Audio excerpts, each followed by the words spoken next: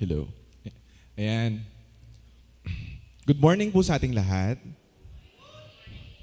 Blessed na morning po sa ating lahat. Nakatulog po ba tayo ng mahimbing? Ayan. Maraming salamat naman at nakatulog tayo ng mahimbing. Unang-una po, maraming salamat po sa pagkakataon na makapagsalita ulit sa harapan. At bisperas ng Pasko. At sa bisperas ng Pasko, gusto ko pong simulan ng ating mensahe ng buhay sa isang video clip po. Panoorin natin.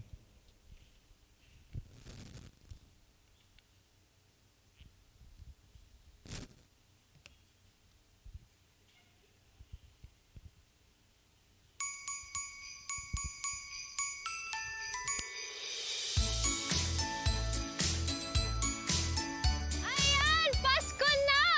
Na feel nyo na ba? I-introduce ko muna sa inyo ang bago kong friend na foreigner man, Pinoy pa rin at heart, Vladimir Gran! Sobrang excited na ako kasi I'm making a Sure. guide list. Tapos, the content will be tell me you're a Filipino without actually telling me you're a Filipino by showing the unique ways of how truly Pinoy celebrate Christmas Wow, season. that's interesting. So, tara na? Tara na!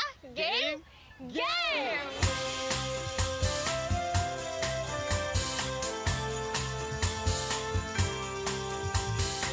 First, pagtuntong pa lang ng September, you can already feel the Christmas feels. No way! Sobrang mahaba. Ano, 4 na buwan talaga? Yes, kahit hanggang January pa nga eh.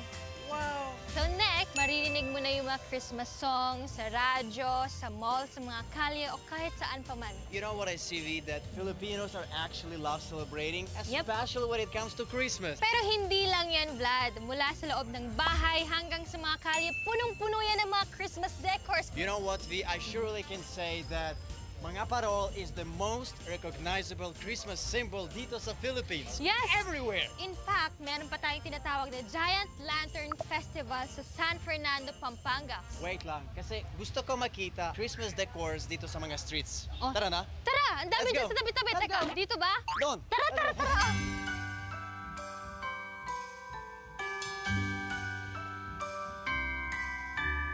So, andito nga tayo ngayon sa Policarpio Mansion at isama mo na dyan ang Carlos Family Residence sa Santa Maria, Bulacan.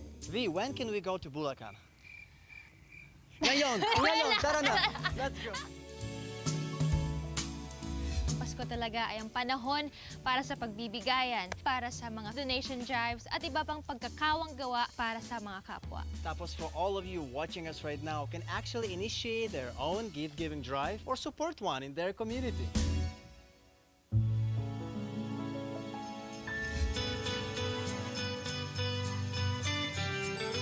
Vlad, alam mo bang here in the Philippines, Christmas season means more yummy foods at hindi nawawala dyan ang mga Pinoy favorites na puto bumbong at bibingka. Can't Let's wait to begin? try this out. Yeah.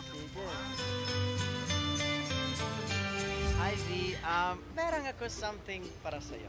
Ay, thank you! Alam mo bang, I also have something for you. Maraming salamat! Alam mo, what we just did is an exchange gift. Pero para sa mga Pilipino, ang tawag dito ay Monito Monita. Talaga, is it like Secret Santa? Yeah.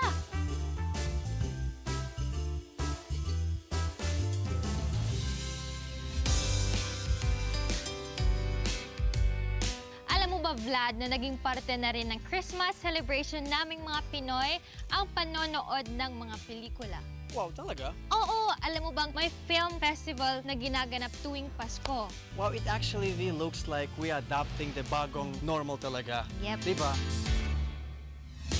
Mahalagang parte rin sa tradisyon ng mga Pilipino tuwing Pasko ang simbang gabi. Kaya for 9 consecutive days ay umaattend kami ng misa tuwing madaling araw at kapag nakumpleto mo yun ay pwedeng matupad ang wish mo. Oh wow, you know what V, I'm just gonna write it down kasi meron ako maraming wishes talaga.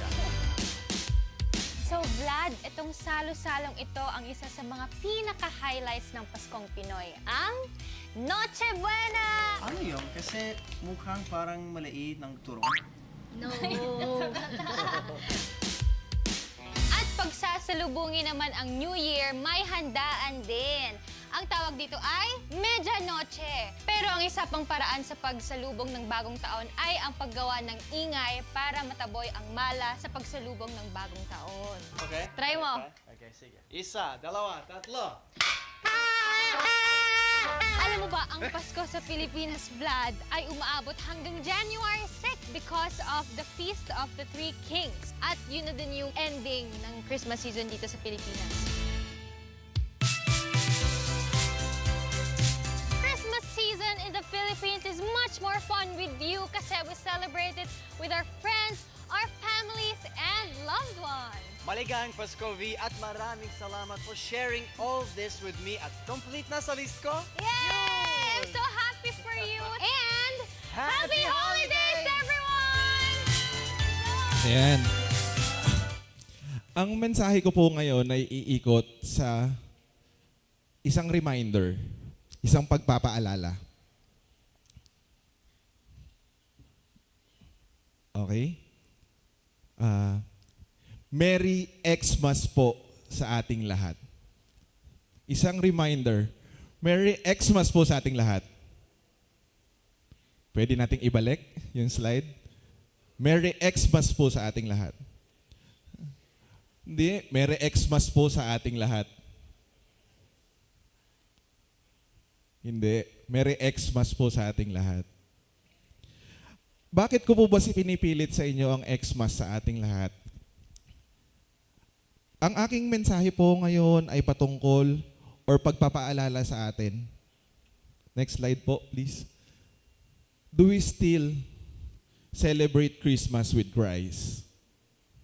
Sabi ko, iniisip ko, binigyan ako ng isang chapter dito sa Bible, Bisperas ng Pasko, naiilan lamang po ang Sundays na magkakabisperas ng Pasko.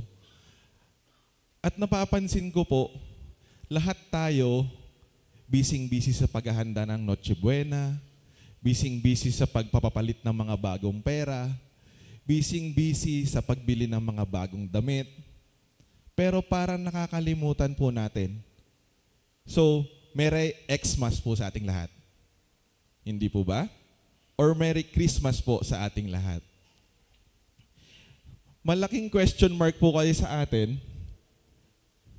Ano na nga ba ang Pasko sa panahon natin ngayon? Ang sasabihin ko po ngayon, hindi po ito Christmas message kasi meron tayong Christmas message for tomorrow. Pero we do have 24 hours pa po para maghanda or less than 24 hours para paghandaan po natin ang kapanganakan ng ating Panginoon. Sabi ko nga po, ang mensahe natin ngayon ay isang reminder lang po sa atin. Pero kadalasan, ano nga ba ang Pasko? Minsan, ang Pasko ay double pay para sa ilan. Tama? Sino po ang papasok ngayong Pasko? Sino pong papasok sa trabaho ngayong Pasko? Ang sarap pumasok kasi double pay. Tama? Sunod. Ang Pasko ay umiikot sa aginaldo. Sino pong ready na po, mga ninong-ninang, ready na mga bulsa nila para sa aginaldo? Ang magtaas ng kamay, puntahan ng mga inaanak bukas. Ako hindi pa. Yan. Ang Pasko ay bakasyon. Sino pong nagplano o matagal pa lang, iniisip na niya kung anong gagawin niya sa Pasko? Magbubuk ako ng hotel. Punta tayo sa beach. Labas tayo sa family. Ang Pasko ay bakasyon. Ayan, Pasko. Umiikot ang Pasko sa bagong gamit. Sinong may mga bagong damit sa Pasko? Taas po natin ating mga kamay. Wow, yan. Blessing po yun. Hindi masama magkaroon. Lalo na pag pinaghirapan natin. May mga bagong cellphone, bagong gadgets. Ganyan na po ba ang Pasko natin? Yan, syempre. Pasko. Madaming pagkain. Sino na po nakapaghanda sa atin ng mga Noche Buena? Nakahiwa na po ba ang bawang at sibuyas? Baka po nandito pa lang tayo sa simbahan pero nagigisa na po yung isip natin. Kasi excited ang lahat, di ba? Yung iba magkakatay pa. Alright? Eto pa. Sinong naniniwala po dito? Ang Pasko ay gastos. Ako lang ba? Ay, Lola, thank you. Ang Pasko ay gastos.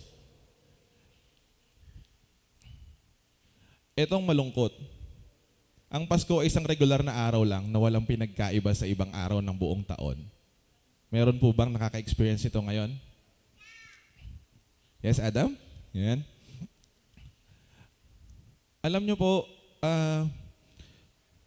the big question mark po sa atin is, ang Christmas po kasi ngayon ay nawawala na po yung atensyon patungkol sa ating Panginoon. Hindi po ba? We are all busy with our lives po, preparing for something. Nakabase na lang tayo sa pera. Hindi na ako makakapagpasko kasi wala naman akong pera eh. Hindi po ba? Sino nakaka-relate doon? Ang bigat ng pakiramdam magpasko kasi walang pera. Eh, ang bigat ng pakiramdam kasi walang pang Noche Buena.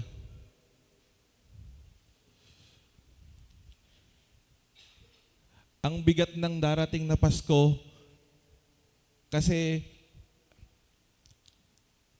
nawalan tayo ng kasama, kapamilya. Ang bigat ng darating na Pasko kasi panay-panay ang problema buong taon. Ano po ba ang pinaghahandaan natin? Ang Pasko po ba ay para sa atin? Ang Pasko ba ay para sa mga bata? Hindi. Christmas is all about Christ. It's not about X. Kaya sinasabi ko po sa inyo ngayon, kung wala kang pera, kung wala kang bagong damit, kung nalulumbay ka, nalulungkot ka, tuloy pa rin ang Pasko. Kasi Christmas is all about Christ. Bakit ko po sinasabi ito ngayon? Kasi po maraming naghahanda sa atin para mamayang gabi sa pagsalubong ng Pasko. At gusto ko po sana sa bawat isa sa atin, sa paghahanda natin ng Pasko ngayon, maramdaman po natin ang tunay na diwa ng Pasko. This is the perfect time po para i-celebrate natin, gunitain natin ang kapanganakan ng ating Panginoong Hesus. Pero gets naman po nating lahat eh. Napakahirap pong mag-celebrate kapag marami tayong pinagdadaan ng problema. Mga pinansyal, mga problema sa pamilya, mga problema natin na hindi inaasahan. I just want to share you something po. Nag-uusap po kami ni Daddy kagabi na sakyan. Ako po, hinahanda ko tong PowerPoint presentation. Out of nowhere po, siguro po yung iba hindi alam, out of nowhere po si Nick tumawag po kay Daddy. Si Lenlen, si Eli, at si Marlon na aksidente sa Bantay Masyong kaninang madaling araw. Bilang isang naka-experience po, alam po nating lahat yan, na nawalan tayo ng kamag-anak, ng tatay, ng papa, sa isang aksidente at makaka-receive ka ng text na ganon. May trauma po kami sa ganon. Dali-dali kami ni Daddy, punta kami sa Bantay Masyong. Nandun si Eli, nandun si Lenlen. Si Marlon, sa awa ng Diyos, ay may bukol, may dugo, pero he's fine, nakakausap. And God is good. Nandun po kami ni Daddy kagabi, madaling araw, 2:00 ng madaling araw. Nasa provincial hospital po kami. Sabi pa nga po ni Daddy, si Pastor, pinag-pray pa ako. Wala ka sa ospital ngayon. Pero nag-buzzer beater si Daddy kagabi sa ospital para ihatid si Bayaw Marlon. Alam niyo po yung nasaksihan namin ni Daddy sa TPH? Nagbibilang kami ng ilang ambulansya Sunod-sunod sila. Pinasok namin ng ER. Yung isa may bale, yung isa duguan, yung isa manganganak, yung isa nahihilo, yung isa matanda, yung iba bata. Ang hirap nga namang i-celebrate ng Pasko sa mga ganitong pagkakataon. Pero praise God, Bayaw Marlon is okay, napa-CT scan siya, all is well, walang problema. Pero iniisip ko po ang Pasko na mga nakita namin kanina, which is nasa far better place po tayo ngayon. Kaya kung ikaw may iniisip kang problema o nawawalan ka ng gana pa ngayong Pasko, mas meron pang nahihirapan kesa sa'yo. And to celebrate Christmas, pagpapasalamat ito sa lahat ng biyaya nating natamo sa ating Panginoon. Pero pakiramdam mo, kung pakiramdam mo wala kang biyaya na na-receive ngayong taon, surviving itself ngayong taon is malaking biyaya para sa'yo. Kaya nakikiusap po ako, i-celebrate po natin ng tama ang Pasko. Ang linaw po ng sinabi ng ating teksto, sapagkat lubang mahabagin ng ating Diyos, mabubuting liwayway sa ating araw ng kaligtasan, upang magbigay liwanag sa mga nasa kadiliman at nasa lilim ng kamatayan, at patnubayan tayo tungo sa daan ng kapayapaan. Alam niyo po, ang mga problema natatapos yan, pero binibigyan tayo ng kapayapaan ng Panginoon. Back to the question mark. Straight to the point lang po ang aking mensahe ngayon. God is love. At pinanganak ang pag-ibig ngayon. Panahon ng kapanganakan ng pag-ibig sa ating lahat. Ngayong Pasko, punuin natin ng pagmamahalan ang pagsalubong ng Pasko. Iparamdam po natin sa bawat isa na mahal natin sila. Ngayong Pasko, panahon ng pag-ibig, kapanganakan ng pag-ibig, magbalik tanaw po tayo. Ang mga hinahanda ko ba ngayon ay eto ang ireregalo ko sa ating Panginoon? Ang mga nasa kusina ko ba ngayon o ang mga grocery ko ba ngayon, baka punong-puno ng alak yan. Baka sasalubong ka ng Paskong lasing. Hindi po ako against sa alak. Ako rin po umiinom. Masarap uminom ng alak, makasalamuha ang mga kamag-anak, kaibigan. At reminder ko na rin po sa atin, let's all drink responsibly po ngayong Pasko. But still, lahat po ba ng ginugol, pinagkagastusan natin ng pera para sa paghahanda mamayang gabi, ay para po ba sa ikakalugod ng ating Panginoon? Or wala tayong hinanda at all kasi ayaw nating gawin ang Pasko dahil sa nagpatong-patong at hindi matapos na problema?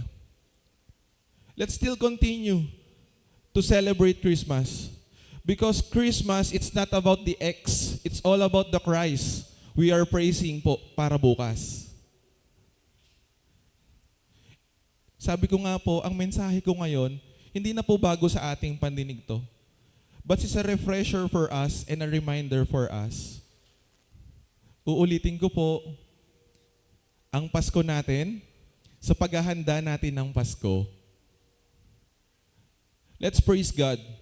Sana po, mamaya, sa pagsalubong natin ng Pasko, bukas, sa pagse-celebrate natin ng Pasko, alalahanin po natin ang ginawa ng Diyos sa atin. Magmahalan tayo kasi pinanganak ang pagmamahalan. Ipakita natin sa mga magulang natin, kapatid natin, na mahal natin sila. Because that is the true meaning of Christmas. Kung ang handa mo, sardinas, walang problema kung kasama mo ang iyong mahal sa buhay. Yung iba nga hindi nila kasama. Aanhin mo ang ulo ng lechon sa hapagkainan kung hindi mo naman kasama ang iyong mahal sa buhay na gustong ka-share nun.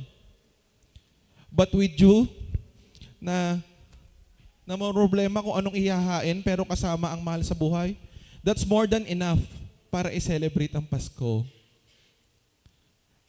Again, it's a reminder for us, ang mensahe po natin ngayong umagang ito. Christmas is all about Christ. Sana po hindi natin i-celebrate bilang isang Xmas. Huwag po nating kakalimutan na ang ating Panginoon ang ating sineselebrate sa lubong natin ng Pasko. Let's continue our lives. Let's continue Christmas po. And praise God po kasi nakaabot tayo sa isa na namang Pasko. Bilang panghuli po, gusto ko pong ulitin sa inyo ang last part ng Lucas 1. Upang magbigay liwanag sa nasa kadiliman at nasa lilim ng kamatayan at patnubayan tayo tungo sa daan ng kapayapaan. And that is the reason po kung bakit pinanganak ang ating Panginoon. To give us all peace of mind. Magkaroon tayo ng kapayapaan sa ating mga puso. Kung nagugulumihanan tayo, nalulungkot tayo, nalulumbay tayo, ipapanganak po bukas ang dahilan natin para lumaban ulit sa buhay, magkaroon ng pag-asa ulit sa buhay. Lastly, Christmas is all about Christ. Sa pangalan ng Ama, ng Anak at ng Espiritu Santo. Amen.